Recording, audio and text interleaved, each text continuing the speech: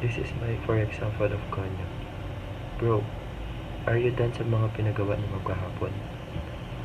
Bro, are you finished with the task Ma'am assigned yesterday? Pare, natapos ka na ba sa mga ipinagawa ni Ma'am kahapon? Mami, so aga ng pasok ko bukas. Baka malita ko.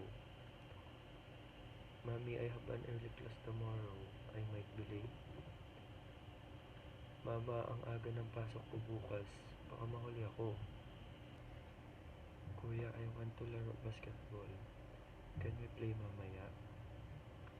Brother, I want to play basketball. Can we play later? Kuya, gusto kong maglaro ng basketball. Pwede ba tayong maglaro mamaya? Ate, can you tulong me sa mga assignment ko?